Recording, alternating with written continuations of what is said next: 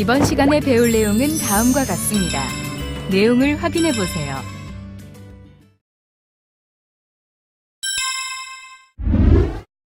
본격적인 학습에 앞서 오늘의 주요 용어에 대해 살펴보도록 할까요?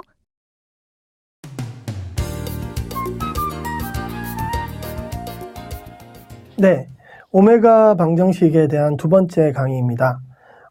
드디어 우리가 어떤 준지균 역학에 대한 이해가 점점 깊어지고 있는 단계고, 드디어 우리가 준지균 역학에 있어서 가장 중요한 비지균 운동 생성 원리에 대해서 배울 시간이 되었습니다.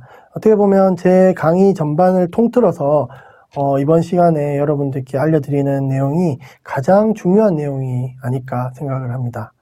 자, 제가 강의 초반에 요 문구를 가지고 왔습니다. 게리 렉만이라는 분이 책에 이렇게 저술을 하실 때 쓰신 문구인데요. 다음에 비가 오는 광경을 목격을 했을 때 너무 상심하지 말라. 이것은 비가 온다라는 것은 새로운 지균 균형을 맞추기 위한, 그리고 새로운 그 서머 윈드 밸런스라는 온도풍 균형을, 파괴된 온도풍 균형을 우리가 복원해 나가려는 우리 날씨 시스템의 자발적인 반응일 뿐이다 라는 그러한 이야기입니다. 조금 더 자세히 살펴보면 you can take solace in the fact that the miserable weather is merely contributing what is needed to help restore summer wind balance. 그러니까 네가 위로를 받을 것이다. 어떤 사실에 의해서. 그러니까 miserable weather, 굉장히 나쁜 날씨가 단지 summer wind balance를 회복해 가는데 꼭 필요한 어떤 요소이라는 것을 이해하면 결국 내일은 다시 또 해가 뜬다라는 거죠. 그러니까 miserable weather가 끝나서 밸런스가 summer wind 밸런스가 다시 회복이 되면 다시 또 일상의 평온한 웨더가 찾아온다, 그런 뜻이죠. 네, 그렇습니다. 저는 이 문구가 우리 역학을 이해하는데 굉장히 중요한 문구라고 생각을 합니다. 왜냐하면 우리가 비지균풍이라는 것이 아무렇게나 생기는 것이 아니라 결국에는 비가 오고 상승운동이 생기고 하는 것들이 전부 어떤 밸런스를 맞추어 나가는 과정이기 때문에 그렇습니다. 이번 시간은 정말 그러한지에 대해서 여러분들께 이해의 시간을 드리고자 슬라이드를 준비해 봤습니다. 자, 우리가 대기가 파괴된 어떤 온도풍을 맞추어 나가는 방식을 이해하는 데 있어서 가장 좋은 예는 바로 이 제트 스트림입니다. 앞에서 제가 제트 스트림에서 제트 입구에서는 이런 비지균풍의 순환이 있고 출구에서는 이런 비지균풍의 순환이 생길 수밖에 없다. 비지균풍의 성질을 얘기하면서 지균 가속의 왼쪽 방향으로 비지균풍이 불어야 하기 때문에 반드시 바람이 이렇게 불어야만 할 수밖에 없다 라고 하였고요. 이런 내용은 사실 1987년에 우셀리니 앤 코치니에 의해서 지금 제트의 입구 지역에서 상층에서 남쪽에서 북쪽으로 가는 바람을 조금 더 단면을 잘라서 우리가 살펴보면 이렇게 차가운 곳에서 하강기류, 따뜻한 곳에서 웜한 곳에서 상승기류가 나와서 이런 순환이 생기니까 따뜻한 곳에서 상승, 차가운 곳에서 하강, 우리 직접순환이라고 하죠. 제트의 입구에서 직접순환, 제트의 출구에서 간접순환이 생긴다라는 것을 알 수 있습니다. 이러한 이야기를 우셀리니 앤 코친이 주장한 바 있습니다. 그래서 실제로 우리가 일기도를 잘 보면 이러한 패턴들이 매우 잘 관찰이 됩니다. 그래서 우리가 종반기상학에서 항상 이용할 수 있는 그러한 패턴인데요. 자, 이것을 우리가 온도풍 균형의 관점에서 다시 한번 이해해 보도록 하겠습니다. 자, 제트의 입구 지역, 요 지역이죠. 입구 지역을 조금 자세히 살펴보겠습니다.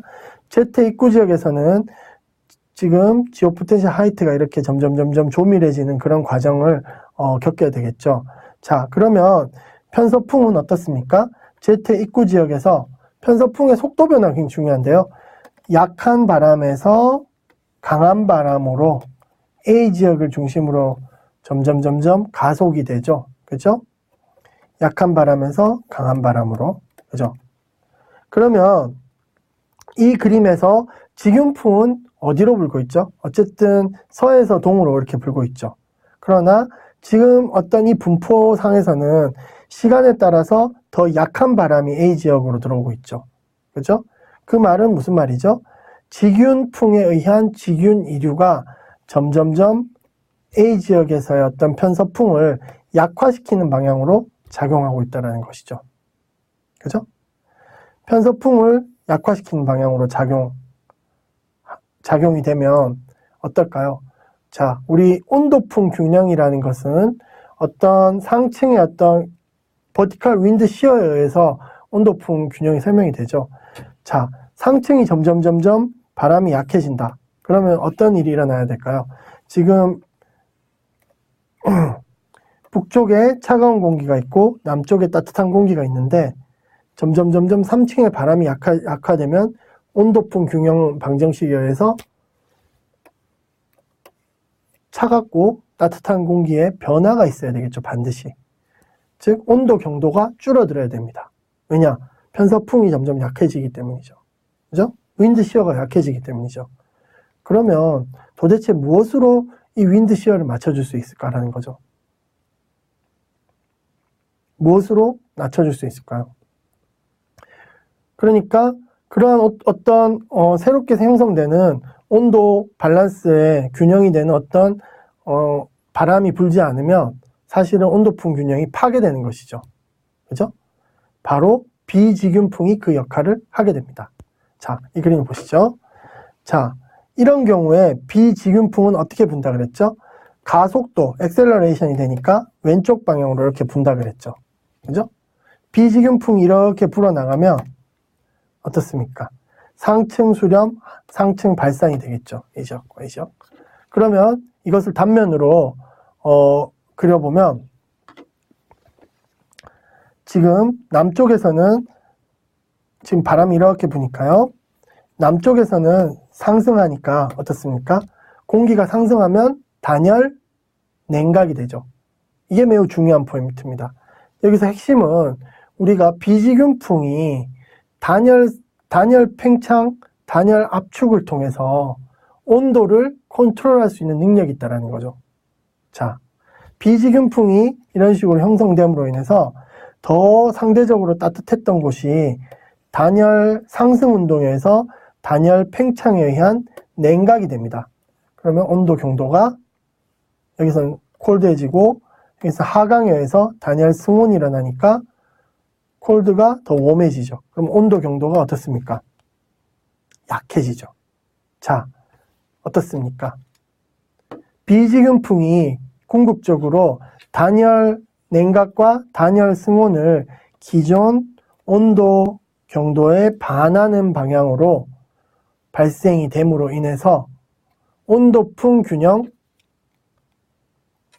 콜드하고 웜한데 편서풍이 직윤풍 이류에 의해서 더 약화되기 때문에 이 경도가 약해져야 되는데 그것이 비직윤풍에 의해서 만들어지는 것을 확인할 수 있었죠. 그죠? 자, 다시 한번 이 문장을 살펴보십시다. miserable weather, 이 경우에 miserable weather는 비직윤 순환, 비직윤 순환에 해당합니다. 비직윤 바람 그래도 되고요. 기호로는 벡터 VA가 되겠죠. 혹은 오메가가 되겠죠. 얘네들은 패밀리입니다. 항상 같이 따라다니는 녀석이죠. 이것은 단지 서머 윈드 밸런스, 온도풍이 파괴되려고 하는 것을 비직윤풍이 생겨서 지금 밸런스를 맞춰주고 있는 것. 이 그림에서 확인되시죠? 네. 그래서 이거 굉장히 중요한 우리가 원리라고 말씀드릴 수 있겠습니다. 다음으로 Z 출고 지역을 한번 살펴볼까요? Z 출고 지역에서는 어떻습니까? 강한 바람이 약화되죠. 그러면 왼쪽을 가속도의 왼쪽이니까 이번에는 지금 감속되는 경우니까 방향이 이렇게 되겠죠. 이렇게 되면 온도풍 이제 가속되는 지금 지균 이류 같은 경우 이 지역에서 강한 바람이 현재보다 강한 바람이 들어오니까 더 강한 편서풍이 불게 돼서 남북 방향 온도 경도가 강해져야 되는데 그것은 어떻습니까? 이 비지균풍이 만들어 줄 것임을 예상할 수 있으시겠죠. 실제로 이제 한번 봅시다. 바람이 지금 이렇게 부니까 지금 북쪽에서 남쪽으로 이렇게 불고 있습니다. 그러면 하강, 상승 이렇게 되겠죠. 단열 상승이니까 냉각을 더 가속화하죠. 따뜻한 걸 이 지역은 단열 압축을 통해서 승온 현상이 일어나서 따뜻한 걸 더욱 따뜻하게 만들어주겠죠. 그죠? 그래서 온도 경도를 강화하고 있는 거 보이시죠? 그죠? 비지균풍이 온도 경도 강화시켜서 깨지려고 하는 온도풍 균형을 다시 회복시키고 있는 것. 그죠? 이 경우에 이 지역에서 비가 내리게 되겠죠. 그죠? 이것이 바로 우리가 늘 매일매일 겪고 있는 웨더가 발생하는 근본적인 어떤 원리가 되겠습니다. 자, 그래서 정리를 해보면, 자, 우리가 연직운동이라는 것은 대기가 파괴된 결국은 온도풍을 맞춰 나가는 방식이다. 그죠? 여러분들 항상 이제 준지균 역학을 생각할 때는 지균풍이라는 것, 그리고 수렴 발산이라는 것, 그리고 상승 하강이라는 것, 이것이 전부 같은 녀석이다. 왜? 준지균 연속 반정식으로 연결되어 있죠. 기호로는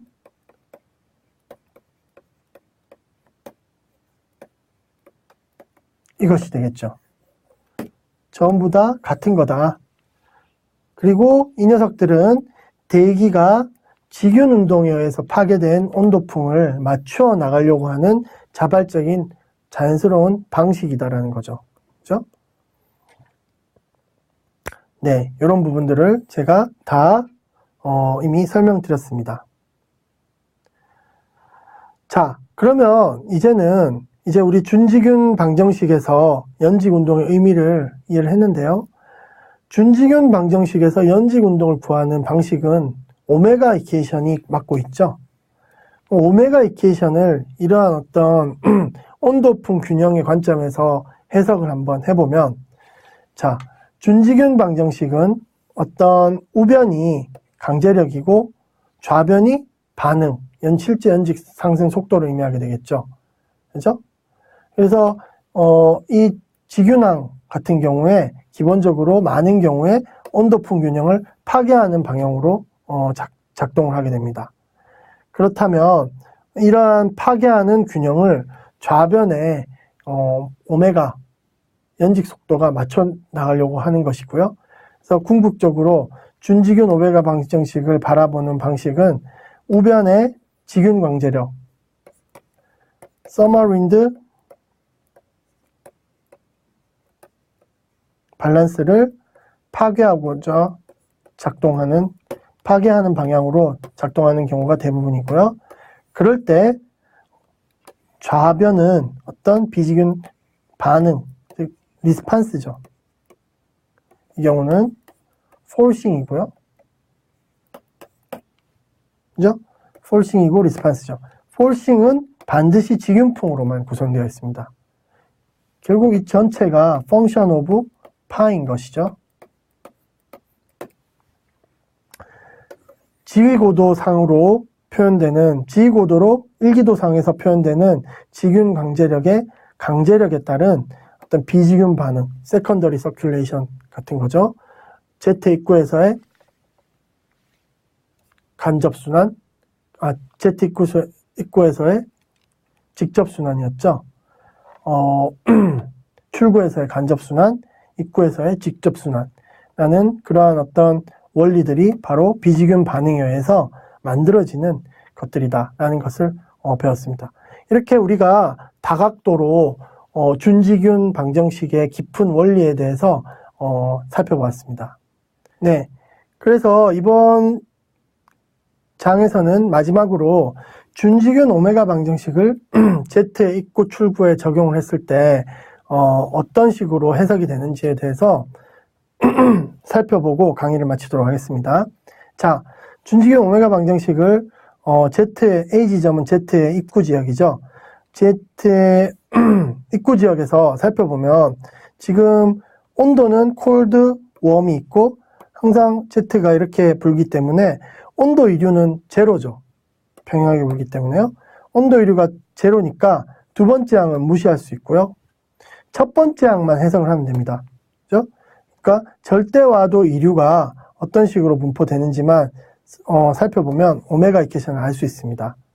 그래서 우리가 원리를 살펴보면 지금 지위고도가 이런 식으로 분포되어 있다고 할 때 이쪽은 저기압이죠.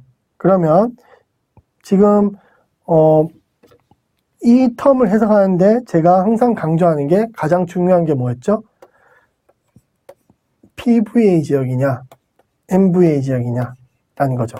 그리고 이것은 거의 상층에서의 절대와도 이류만 고려를 하면 된다고 했고요. 그래서 상층에서의 절대와도 이류가 PVA냐 MVA냐를 파악하는 게 무엇보다 중요한 포인트라고 그랬죠.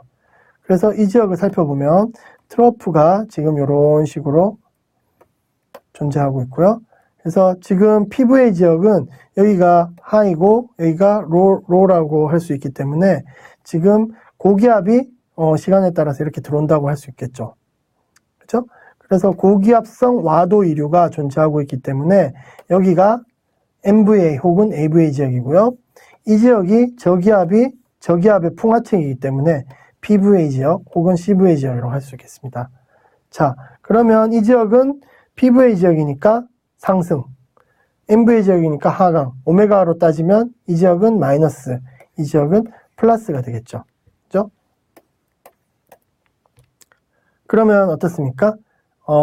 이 지역이 하강, 이 지역이 상승이니까 순환이 이런 식으로 되는 거 이해되시죠? 예. 역으로 추정할 수 있습니다. 그래서 정리를 하면 분포를 따져보면 지금 여기가 트러프고 여기가 리치인 상황에서는 트러프의 풍하측의 CVA, 여기가 AVA, 이 경우에는 하이니까 여기가 AVA, 여기가 CVA, Z를 기준으로 해서 CVA, AVA가 이런 식으로 분포가 되고 이거에 따라서 오메가 이퀘이션에 의해서 상승 하강 운동을 각 지역에서 CVA인 경우에는 상승, AVA인 경우에는 하강, 상승, 하강, 오메가 이퀘이션에 의해서 이것을 이렇게 구해질 수 있다는 것을 확인할 수 있겠습니다.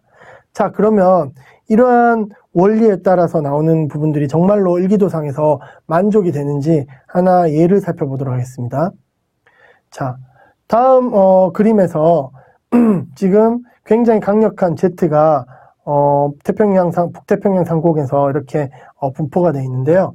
그러니까 아이소테크를 보면 70m 이상의 굉장히 강한 바람이 이렇게 불고 있습니다. 전형적인 어떤 태평양상에서 발달하는 Z고 Z의 입구, Z의 출구가 잘 발달해 있는 것을 알 수 있습니다.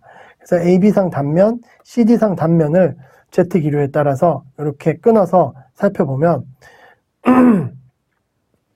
이렇게 끊어서 우리가 한번 살펴보도록 하겠습니다.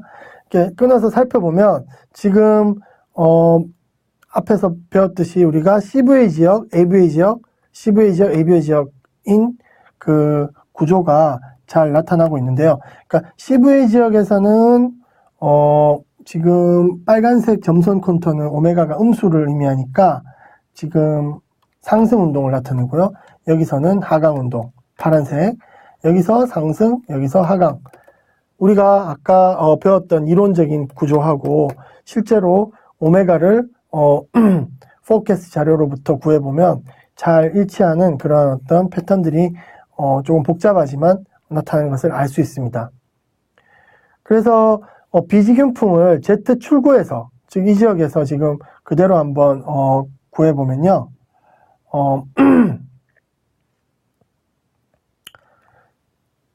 네, 지금 이 단면도에서 지금 요렇게 자른 단면도를 나타내고 C가 여기서 아마 여기가 C고 여기가 D인 것 같습니다. 그죠? 경도. 네. 그랬을 때 C 지역 상공에서 지금 상승하고 D 지역에서 이렇게 하강하는 그러한 비지균풍이 나타나는 것을 알 수 있고요. 오메가로 그려보면 지금 마찬가지로 음수, 양수라서 상승, 하강 운동인 것을 알 수 있습니다.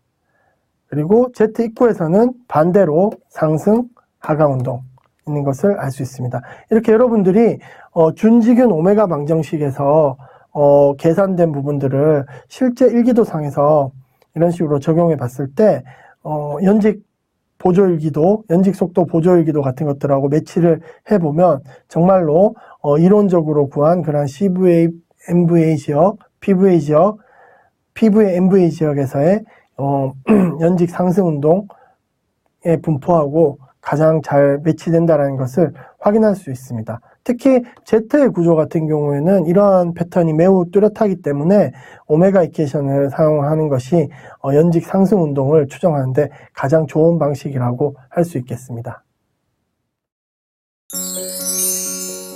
이번 시간 학습한 내용을 다시 한번 정리해 볼까요?